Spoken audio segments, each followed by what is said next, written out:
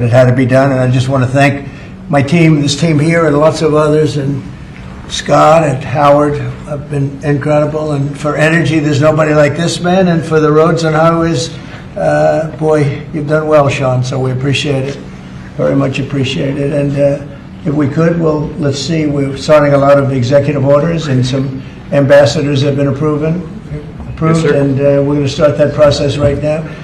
We're honored to have Gretchen Whitmer from Michigan, great state of Michigan, and she's really done an excellent job, and a very good person. And we're working on the Selfridge, as you know, the air base. We're trying to get the air base open, keep it open. I think Gretchen, if you're there, and Matt Hall, the Speaker of the House of Michigan, and he's been fantastic as the Speaker. I appreciate it. We won the state, Matt, and We did. you helped me a lot. I did, and you made me speaker, so thank you, Mr. President. That's good too. And Gretchen, I think everybody knows. So we're working on that very hard, and I think we'll come home with a winner for Michigan, okay? Let's do it. I just spoke with the Secretary of Defense. Sometimes we call him the Secretary of War. It used to be called the Secretary of War. They changed it when we became a little bit politically correct. But I think we're in great shape. We're going to be in great shape. So thank you very much for being here. Thank you very much, Matt. Congratulations. Great job. So we'll start with the first orders.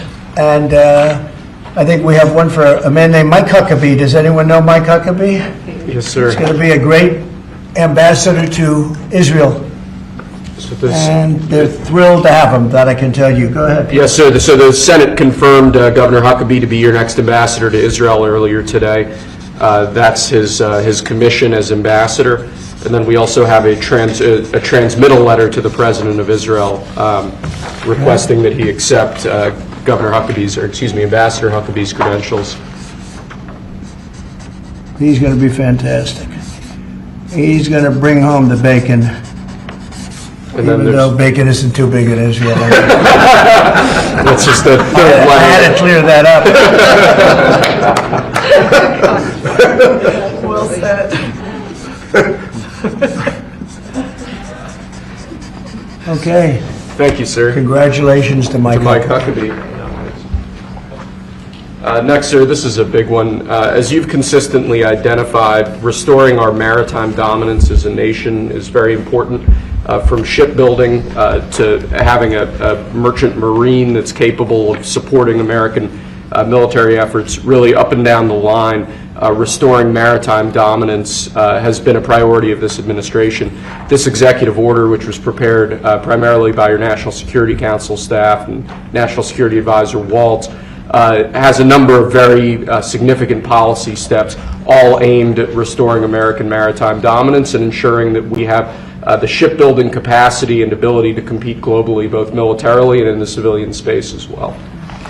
And that could be a good one for Michigan, too, because we're going to be spending a lot of money on shipbuilding. We're way, way, way behind. We used to build a ship a day, and now we don't do a ship a year practically, and we have the capacity to do it. So we'll talk to you about that. Okay, Matt? Think about that. That's a natural.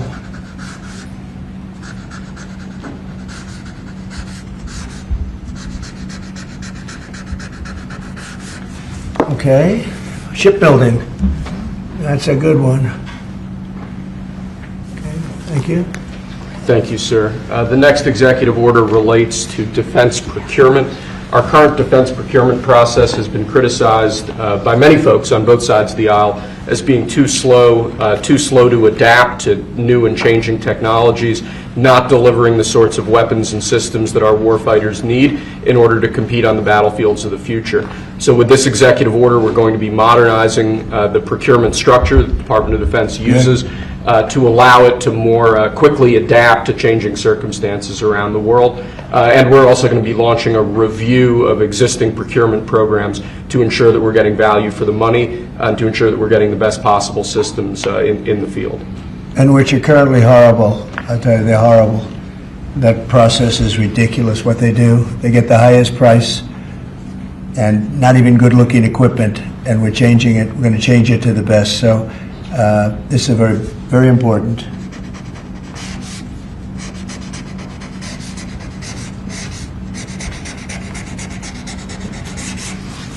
I want to say hello to Brooke. Well, sir. look at Brooke. She got the cost of eggs down 87%.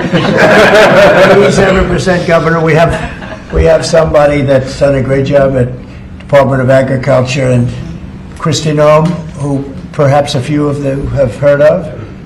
She has done the most unbelievable job as somebody that's watching over our country at the border, and with Tom Holman and your whole staff of tremendous people. So thank you. Who would think that she is like meant for that job, huh? She's meant for it. So I just saw you there both. Thank you very much. Thank you. Okay. We'll do it later, please. Thank you, sir.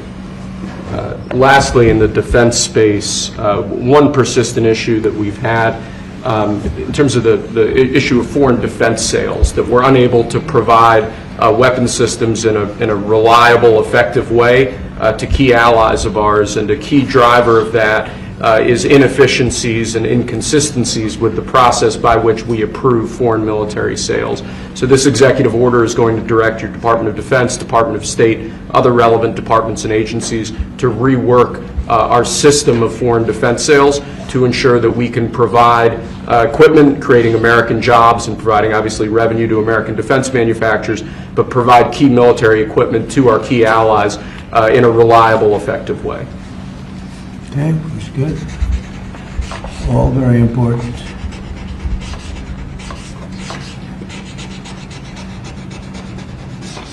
Okay? Because our budget is just about approved, and it's a big budget, and we want to spend the money properly, get the best equipment in the world. We rebuilt our military during my first term, rebuilt it entirely, beautiful. And then some was given away to Afghanistan so stupidly, the most embarrassing day in the history of our country, I think. But it's still, we have to fix it up a little bit, and that's what we're going to do. We're going to do a good job of it too. Thank you. Next up, sir, we have a series of executive orders and a memorandum all relating to deregulation, which has obviously been a major priority of your administration. The first of these is an executive order. The Biden administration launched what you've called a war on showers. They had certain regulations that basically killed the water pressure of showers and other water appliances. You can say it. Go ahead. What are the appliances? I mean, it's everything, sir. Sinks and toilets. Dishwashers, toilets, sinks. But the shower heads are a There's huge no deal. water. You don't get water. It's ridiculous. So with this executive order, we're effectively going to be reversing that set of regulations to ensure that Americans have choice in the consumer market. If they want a low-flow shower head, they can buy one. If they want a real-deal shower head, they should have the ability to get one. That's true. You buy a new house, you pay a lot of money, and the developers, you're not allowed to do anything more. They put restrictors on. They used to have a restrictor where you could take it out, but now they weld it in. And you take a shower or wash your hands, whatever you do, including dishwashers where no water comes out. But you wash your hands, and in my case, I like to take a nice shower to take care of my beautiful hair. And I have to stand under the shower for 15 minutes till it gets wet. It comes out drip, drip, drip. It's ridiculous. And what you do is you end up washing your hands 5 times longer. It's the same water. And we're going to open it up so that people can live, and we're going to hopefully have Congress approve it so it's memorialized. We're going to try and get all of these things, including straws, a little thing like straws. We did straws a month ago, where the paper straws were melting, they were dissolving, they weren't working well, and we went back to the plastic straws. We're going to get Congress to memorialize just about everything we've done here, because most of it's common sense. But the water is horrible. When you go into anytime you see a new faucet, you know it's going to be a long wash of the hands. And so we're changing. It's a big deal. I did it in the first administration. Biden came in his first week, and he had no idea what he was doing, but somebody told him to do it. In his first week, he put the restrictions on all the bathroom utilities, even in areas that have so much water they don't know what to do with it. You see those areas all the time with the flooding. So we're doing that, and we're going to get all of the things that you've seen. I think we set a record. We're up to almost 200 and 500 amendments Nobody's ever done that. We're going to get them approved by Congress, so they're memorialized. And we look forward to doing that. Very important. And Congress is going to start working on it as soon as we get the big, beautiful deal done. The big, beautiful deal is important. The biggest tax cuts in the history of our country, that's important.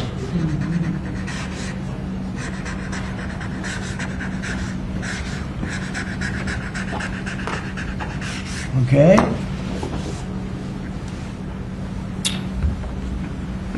Okay, is that okay? Good. It's a 10. Take a good shower. It's amazing. We rate the signatures. That was a 10, that's why.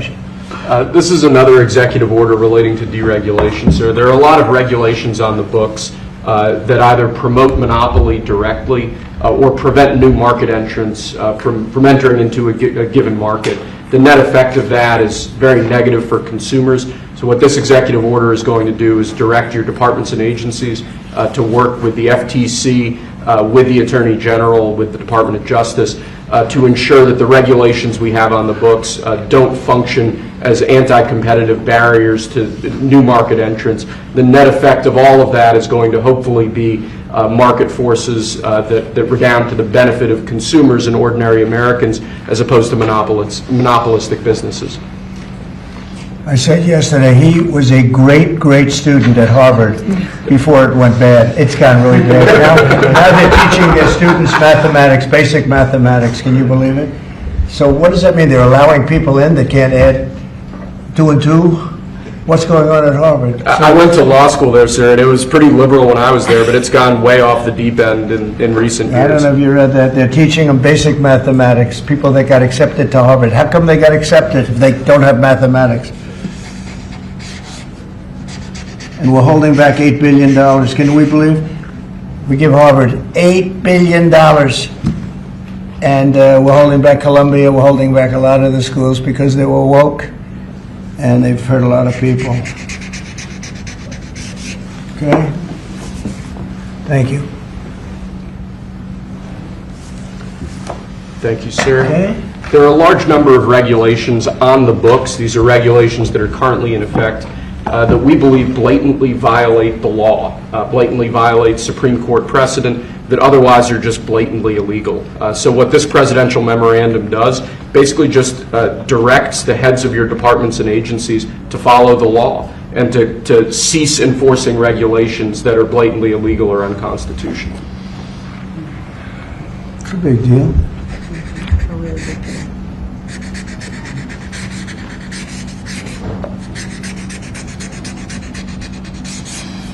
It's really very important that we get these memorialized Yes, sir. in Congress. Very important for the long haul, right? Yes, sir. This is the last of our deregulatory EOs for the day. This is zero-based regulatory budgeting.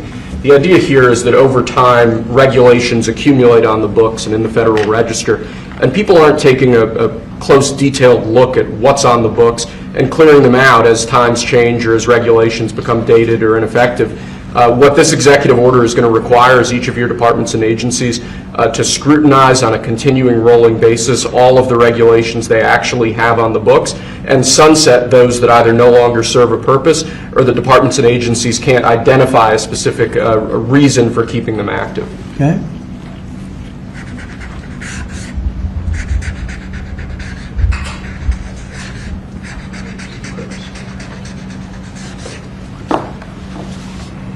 Okay.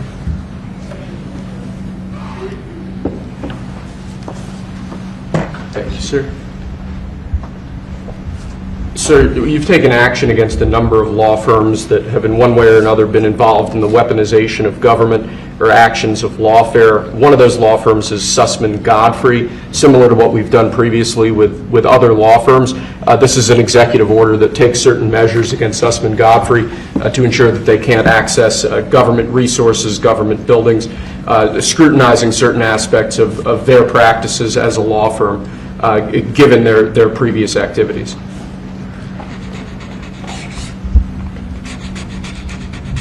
And we signed with many law firms, the ones that we thought were inappropriate, and they've all agreed to pay $100 let's say $1 million. They went for some pretty big numbers. I guess we have a total, what do we have, what's the total about? What's the total right now, Steve, about, would you say?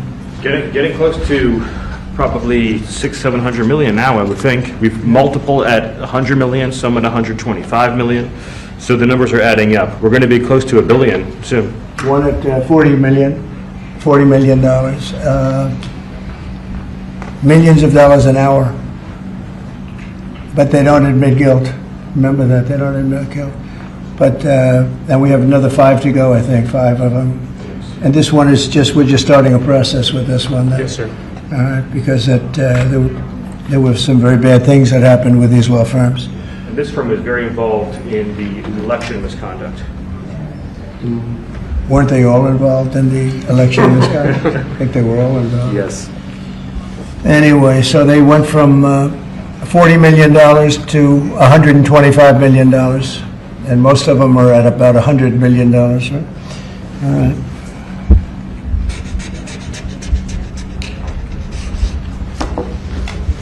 Thank you. Thank you, sir. The next presidential memorandum we have for you relates to Miles Taylor. You may recall that Miles Taylor served in the Department of Homeland Security during your previous administration.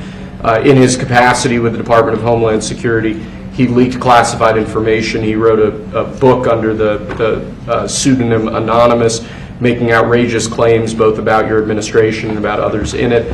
What this presidential memorandum is going to do, one, it's going to strip any active clearance that he has in light of his past activities involving classified information. It's also going to order the Department of Justice to investigate his activities to see what else might come up in that context, given his egregious behavior during your previous administration. And I had no idea who this guy was. I had no idea. I saw him on CNN, or one of them, I guess CNN, a lot. He'd be on all the time saying that the president is the president. I had no idea. It's like, you know, in this office you have a lot of young people, and they're here. I'll see him for 2 minutes, and I assume he was in the office, but I barely remember him.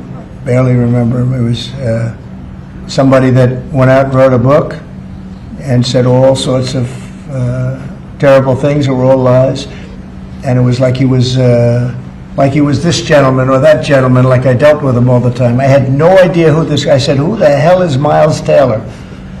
And he made a living on going on CNN talking about the president. And I think what he did, he wrote a book, Anonymous, said all sorts of lies, bad things. And I think it's like a traitor. It's like spying. He walks into the office. He's supposed to be sitting here. A lot of people, you know, I'll be here and there'll be 20 people standing in the room. There'll be oftentimes young people in the office. I assume he was one of them at least.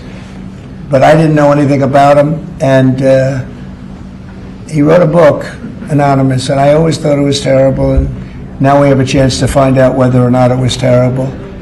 But it was a work of fiction. Had a lot of publicity, got himself a nice job with CNN, or one of them. And I think we have to do something about it. You can't have that happen. If that happens to other presidents, it wouldn't be sustainable for other presidents. They seem to be able to sustain. But if that happened to other presidents, I mean, it's just unfair. And if it was a Democrat president, I'd say that's a terrible thing. A thing like that can happen. That's a terrible thing. And it's time to find out whether or not somebody can do that. Can they write a book about very confidential meetings, and, you know, because they happen to be one of a lot of people in a room, and they go out and write a book, and worse than that, call it anonymous, like it's a big deal, and everybody's saying, who is it, who is it, who is it? Then it was found out who he was a long time later, and he got a lot of publicity off that one. He's like a promoter.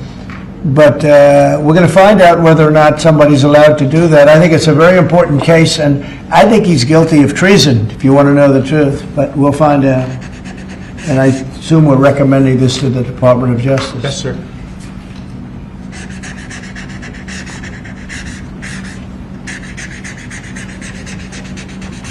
Okay, good. Terrible guy. Similarly, sir, Christopher Krebs, the former head of CISA. This is a man who weaponized his position against free speech in the election context, in the context of COVID-19. This is it's a similar presidential memorandum to the one you just signed. It addresses his access to government, existing clearances he might have, and further instructs your Department of Justice, other aspects of your government, to investigate some of the malign acts that he participated in while he was still head of CISA. This is another one. I don't know that I met him. I'm sure I met him, but I didn't know him. And he came out right after the election, which was a rigged election, a badly rigged election. We did phenomenally in that election. Look what happened to our country because of it. Open borders, millions of people coming into our country. Russia and Ukraine, that would have never happened. October 7th would have never happened. Afghanistan, the way they withdrew with 13 dead, but so many killed, actually. I mean, so many killed outside of the 13 soldiers, hundreds of people killed. And maybe, I don't know, never mentioned, but I mentioned it, 42 or 43 people so badly injured, the legs, the arms, blown off, the face. And this is all because of an incompetent group of people that preceded us, and that would have never happened. And this guy Krebs was saying, oh, the election was great, it was great. Well, it's been proven that it was not only not great. When you look at all these lawyers and law firms that are signing, giving us hundreds of millions of dollars, it was proven by so many different ways in so many different forms, from the legislatures not approving to the 51 intelligence agents that worked from all of the different scamming operations. It was a very corrupt election. They used COVID to cheat. And we're going to find out about this guy too, because this guy's a wise guy. He said, we've been proved this is the most secure election in the history of our country. Now, this was a disaster. And frankly, we should go to paper ballots, same-day voting, voter ID, and one other thing, you should get a little certificate that says you're a citizen of our country. You get a citizen piece of paper that says you're a citizen before you can vote. But you want voter ID and you want paper ballots, and you really want same-day voting. If you don't have same-day voting, they decide to change the air conditioner. Oh, we're fixing the air conditioner. Let's move all these boxes. We'll bring them back in a few days, and then they don't bring back those boxes. We got to have safe elections. We have to have borders. Ideally, we have to have a free press, which we don't have. We don't have a free press. We have a very dishonest press. This is an honor. We're going to find out whether or not he was right. This was a disgraceful election, and this guy sat back saying, well, I'm a member, or like he's a Republican or something, and almost right from the beginning, and he's tried to make the case that this election was a safe election. I think he said, this is the safest election we've ever had. And yet, every day you read in the papers about more and more fraud that's discovered. He's the fraud, he's a disgrace. So we'll find out whether or not it was a safe election. And if it wasn't, he's got a big price to pay. And he's a bad guy. Here's another one. I have no idea who he is. Krebs. I have no idea who he is. I'm sure he was in the room at some point, just like you're all in the room, but I have no idea who he was. So thank you very much. Those last two are very important, I think, for the country. Thank you, sir. And lastly, we just have 3 proclamations. These are the sorts of things that most presidents use an auto pen for. You obviously don't like using the auto pen much, if at all. The first of these is National Former Prisoner of War Recognition Day. This is one that you did in each of, I believe, each of the previous the years of your previous administration, recognizes former prisoners of war. More generally, this proclamation is written to acknowledge the great steps you've made both in this administration and your previous administration on behalf of veterans, homeless veterans, others who have suffered in that way, and basically stating that it's a priority of your administration to ensure that veterans and homeless veterans are cared for properly. Good. And you know what, they ought to find out who was using that auto pen, because whoever that person was, he or she was like the President of the United States, and I'm against auto pens. I think auto pens are not a good thing, especially when you're talking about documents like we're signing today. If he can't sign, then he can't be president. It's pretty simple. Let's see whether or not he could sign.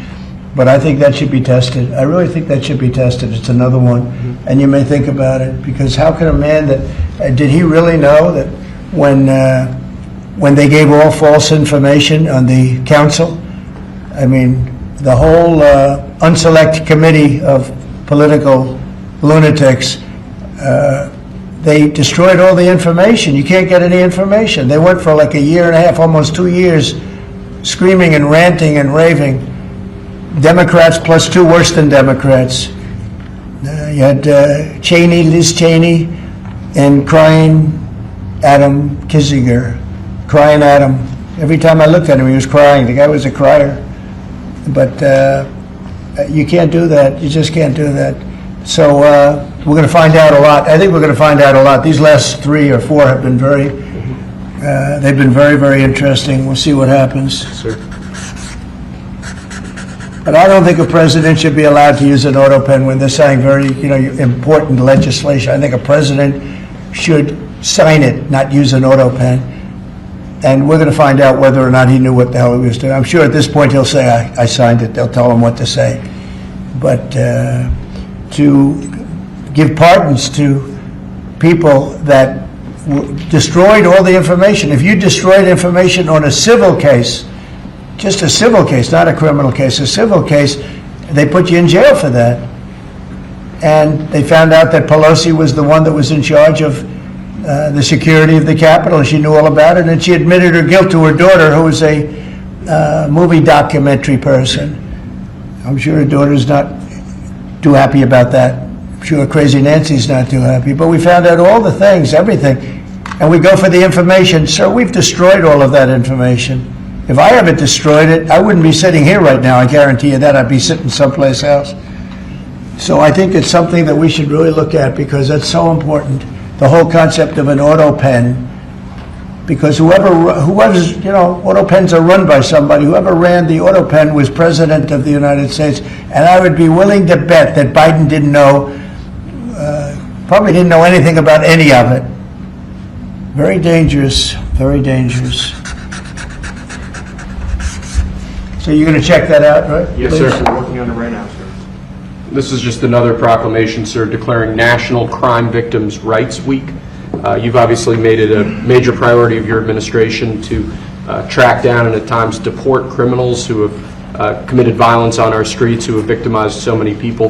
This is an annual proclamation that hopefully gets Americans to remember that when crimes occur, there are real victims, there are real people who are affected, and there are people who suffer as a result.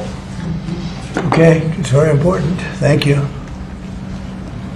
I just want to add, so we're working very hard with Democrats, the governor, with Matt Hall, with a lot of transportation, Sean, and all of the people trying to keep Selfridge Air Force Base open, strong, thriving, and I think we're going to be successful, Governor. I think we'll be very successful at that.